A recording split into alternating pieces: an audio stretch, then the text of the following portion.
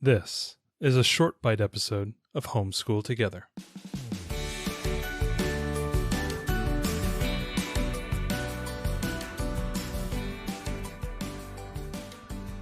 Hello and welcome to Homeschool Together short bite edition. Today we're going to be showcasing another Gamewright game called Wig Out. Yeah, this is funny. So our very first interview for the podcast was with Hope Helms. She runs an outdoor preschool in Spokane. And if you haven't listened to that, it's fabulous. You should go all the way back in the archives. But when we were talking with her, I think maybe after the show, she was telling us that they are also game schoolers, and her daughter's favorite game is Wig Out. And we had never heard of it before. I was shopping in a store a few weeks ago, and I saw it there, and I was like, Hope told me this was great, so I had to get it. And of course, lo and behold, it was pretty good. It's really good. It's really good. It's a game by Gamewright, as you said. So it's 2 to 6 players. It says it's ages 6 and up. This could definitely be played by a 4-year-old. Oh, absolutely. There's no reading. This is a matching, hand-eye coordination, dexterity game. It's a speed matching game. Right. So there's a bunch of these cards with different characters on them with different wild hairstyles, and we have names for all of them. So it's the beehive lady and the bald man, Mohawk girl, and that's rocker girl. Excuse rocker me. girl. That's rocker girl. And so anyway, obviously I don't play this with you. Purple hair. Purple hair. We have all these names, right? So the way that you play the game, you deal 5 cards to each player, and then you turn over the top 2 cards of the deck to make piles. And from your hand, you're trying to get rid of all your cards. So you can play them, any card you have, on a pile of the same person that's already there, so you can match.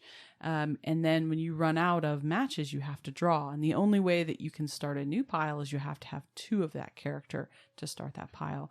And so we call out the name when we start the pile. So that's kind of even more so. So she has to go, okay, beehive lady, okay, bald man or whatever. Yeah, and right. and we do that, and then we're matching until one of us has no more cards, and it's Wig Out. It is a super simple game. My daughter could play this all day long. We've played it before for like 6 times in a row, and does not get tired of Wig Out. Yeah, I played it. I lost all 3 times. She's a shark. But also, it says 10, 12 minutes to play.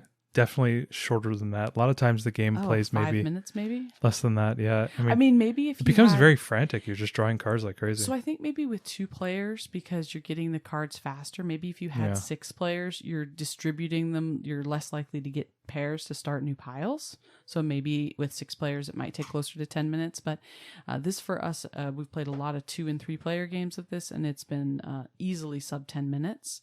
But our daughter absolutely loves this game. So I would say we're definitely going to consider this as one of our early learner first games, like matching. It's right up there with like the Hava games. I think you could definitely play this with a really young kid. Yeah, 4. I probably wouldn't play it younger than 4. You could play it younger than 4 if you didn't have a speed element. Yeah, if you take away the urgency. If there's no speed and you modify it, you could definitely play this with a preschooler. There's no reading. It's just matching, and the drawings on the cards are so funny. Our daughter is always into it.